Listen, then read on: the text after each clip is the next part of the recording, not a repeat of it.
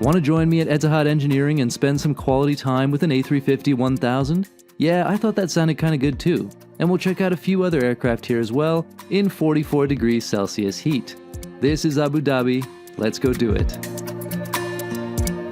If you thought the Etihad content was over for this round, you were wrong, because we have one more fun video for you in store today. We're back at Etihad Engineering. You might remember that I came here to do the A380 heavy maintenance video just before they brought it back into service. As it happens, they just flew in their 5th A380 from Spain, long-term storage, just yesterday, so we happen to be here to catch it. But today we're here at Engineering to look at an A350, which is just going in today for a light check. So it'll be nice to get up close with one of their beautiful A350s. Let's see what's going on in there. Let's go inside and get a look at what they do in a light check. And of course, we'll create lots of beauty and appreciation for that lovely A350. It just never looks bad from any angle. Hello, good to see you. Mohsen from Technical Operation. Welcome to the hangar. We'll go through inside.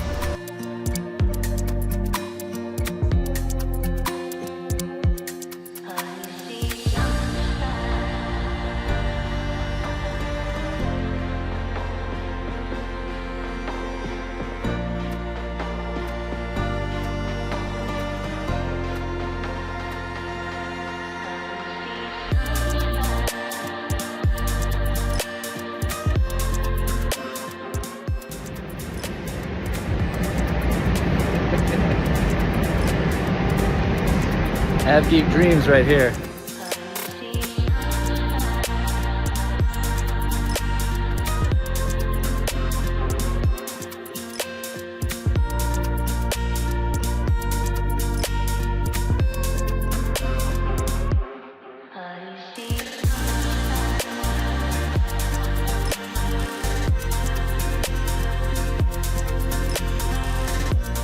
So as it turns out, they've just brought this into the hangar. They haven't started work on it yet. So we get kind of a pristine aircraft with nobody in it. Everything's in place as it would be for a flight.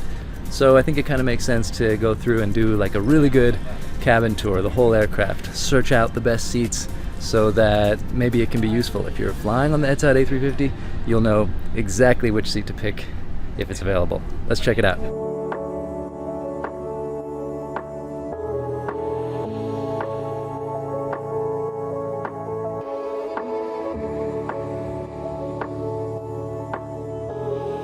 I think in the business cabin it's hard to go wrong. You have individual little pods with sliding doors throughout the cabin. The only consideration here would be that if you're a window seat person like me, you want to be on the sides, and then probably figuring out where the best engine view is the next project. So let's see.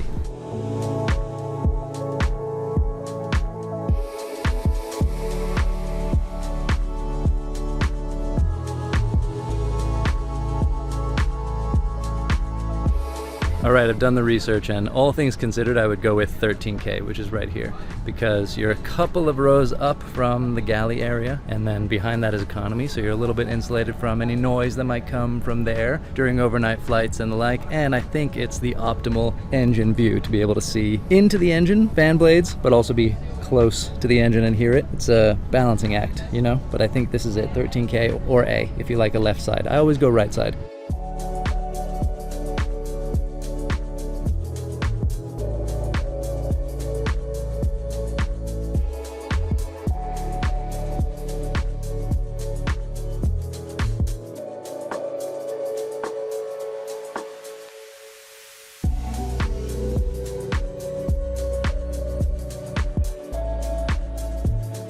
Well, they've turned on the boarding music, which is lovely. I'll try to record despite it. Hopefully I don't have to edit this too much. So up here in the front of economy, you have the extra legroom seats. They're called economy space. You get a nice bit of extra comfort with that. It's the same seats, it's not a premium economy, but you get extra legroom. And in Arabic, they told me it's called Asiyahiyya Rahba. I hope I got that right. Any Arabic speakers out there, you can tell me how I did with the pronunciation. Asiyahiyya Rahba. And so let's check it out.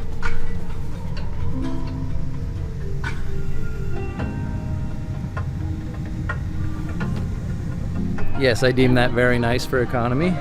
And you have these unique approach to headrests. One side fixed out so you can lean against it. That means you get more stability, right? For the ones where it's adjustable, it's nice to be able to put them up and down, but they might not hold when you put your head. And this one is gonna be there supporting your head if you want to sleep. That means you have to sleep on one side of your head, but I think I would take the compromise. I'd have to try it in a actual long-haul flight to see how it is. What I'm trying to figure out is where the economy space seats end, because they all look pretty spacious. Let's see. Yeah, here definitely is the normal economy, so you'll see the difference. I mean, it's still very reasonable, but I would definitely try to get the extra legroom economy space seats if I can. A really cool thing about Etihad Economy and the offering here is that they give you these special tote bags with a blanket inside. So it's a nice way to present the blanket. It's inside a bag, but the bag is also a collectible item. You can take it home and use it as a tote bag. And I'm always a huge fan of initiatives like that where airlines aren't giving you single-use items, things that don't really last beyond the flight. So this is something that you could actually take home and remember your Etihad flight by. And for them, it's great too, because people use that for carrying things around. Others then see the Etihad brand. They might ask a question about it. How did you get that little tote bag? And when it turns out that you get that in economy class, I think a lot of people would be impressed compared to some airlines out there. Not naming any specific European or American ones. The extra space seats go back to row 26. Anything behind 26 and you've got regular legroom.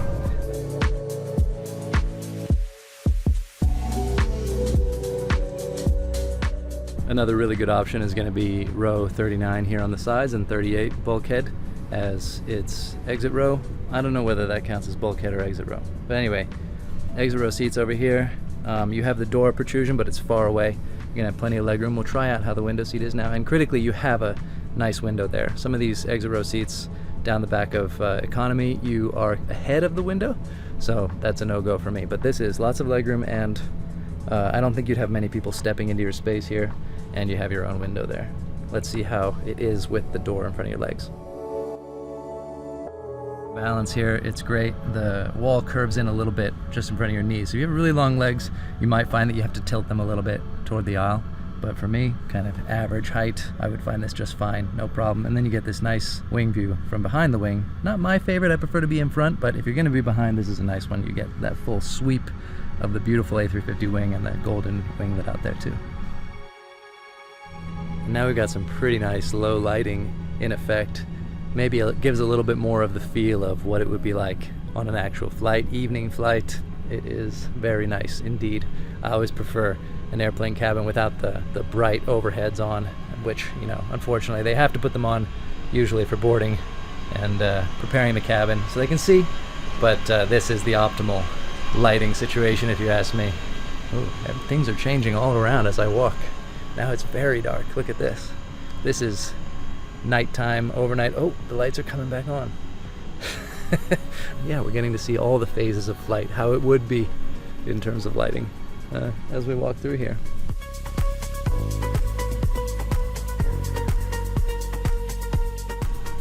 I also really like how even the economy bathrooms have that kind of premium look, a bit of extra finishing on the walls, and it looks more like how airlines usually will try to configure their business premium cabin lavatories. Even some airlines don't even bother with that, but I'm pleasantly surprised to see that they give that nice treatment to even the economy labs. And look, even with this setup here where you have this wall, they've put that nice tile motif on there. It's great. And we're lucky to have air conditioning in here because it's very hot out at the moment.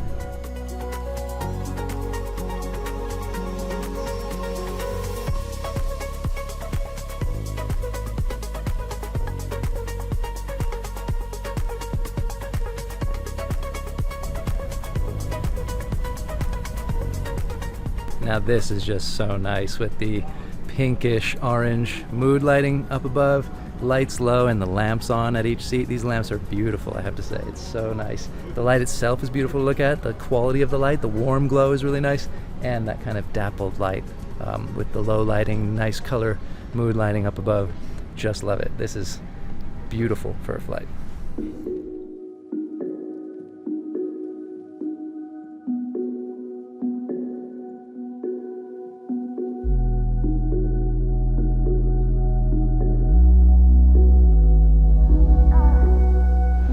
watching this channel a while, you've been in a few of these with me, the A350 cockpit, but it's always so nice to come in here and look at it and just appreciate how far aircraft technology has come, especially in terms of cockpit look and feel and ergonomics. And just the space in here, as always, is just so stunning. It's a little apartment. You have these little sections to it. It's so much bigger, say, than the 777 cockpit that I came in on. And even if you compare it to the A330, kind of a predecessor at Airbus, it's a very different story with this one. If you go back and look at some photos of, say, the Concorde cockpit or the old early 747s, I mean, that is night and day. You can't compare it. And if you haven't seen those videos, you got to check them out. This is a very nice place to sit, even on long haul, many hours. It's a great workspace for pilots too. That's what they all tell me. And because of that lower cabin altitude, which it shares more or less with the Dreamliner, they also come off the flight feeling better, more rested. And that also means they are better off for the return flight too. So it has a lot of benefits. I'm always feeling very privileged to get to come in here, whether it's in a flight or on the ground like this. Hi, we have today X-Ray Whiskey Bravo, our A350. It's an light maintenance of technical operation at Etihad Airways. It's ongoing for a check. We go through all the systems and we do some lubrications, servicing the aircraft. So they're not taking apart things, they're not removing panels, that kind of thing. It's mostly... It's not mostly, but if they need an access, then we need to remove some panels or some access area for an inspection. Sometimes we have task for boroscope. This is for an engine. That's using a special tool for inspection on the engine. It's ongoing. It's planned for 28 hours of ground time. 28 hours? Ground time. Oh, okay. Yeah. So it's just basically in and out. Yes, it is. Yeah, that's that's light maintenance. So a check, service check, a check every 2 months. Right, cool. Do you know how long they've had? Basically, production planning will have more details than that. Maintenance production team will go into the cards, all the tasks will go through it. It's all planned. We make sure that the ground time is available, is that the tooling materials are available for all the inspection, replacing and servicing. Besides this one, we make sure that our team is available, that even the scope of the work, so we have, avionics or ANC or cabin inspection, so make sure that all the resource planning is also involved in this. Nice.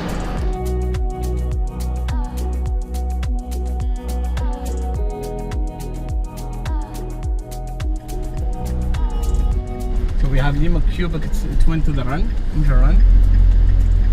Last fence, so we have Tango Hotel and Alpha Eco Cubic. This is ongoing maintenance as well, Alpha Eco Cubic.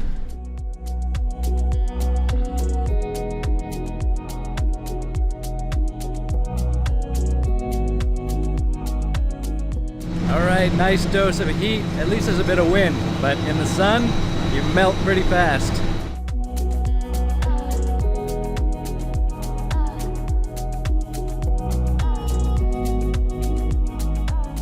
We're out here on the ramp outside Etihad Engineering now, where there's a bunch of aircraft, including an old A330 that's got a French registration. This is no longer part of Etihad fleet. They're not flying the 330 anymore, but I'm not sure what that one's status is or where it's going or why it has a French registration. So make sure to let me know in the comments if you know. I'm not going to look it up. I'm just going to let you tell me. And here we have an A321neo that's just been flying with Etihad for about a month, from what I can see on Flight Radar 24. You're going to have to do some sleuthing to figure out what its flight patterns were like before that. I believe this is one of the ones that came from Bamboo Airways. It's 5 years old and it's getting a heavy maintenance check now, so that is an interesting one to see. I haven't actually been up close with any of the Etihad 321 Neos yet. They look really nice in this livery. I would love to get inside. Gonna have to save that for another time. And 777 over there getting a thrust reverser replacement. So unfortunately today we didn't actually get to see a whole lot of actual maintenance going on, but it's always super fun to get inside the hangars and go tour around these aircraft when they're on the ground and be able to play around a little bit, have time to check out the different cabins and the seats. So I hope you enjoyed this one here from very, very warm Abu Dhabi in June. It's gonna get worse in July, they tell me. It's gonna get more humid and even hotter. So anyway, it's an experience. Super fun here, really fun checking out more aspects of Etihad's operation. I'm gonna fly the A380 home tomorrow, well, close to home, going to London and check that out. That video will be on my channel, so I'll put a link down below for you to go subscribe over there as well, so you can see some of the flight reviews that I'm doing over there. As always, thanks a lot for coming along on this one in Abu Dhabi for Flight Radar 24. I'm Gabriel Lee.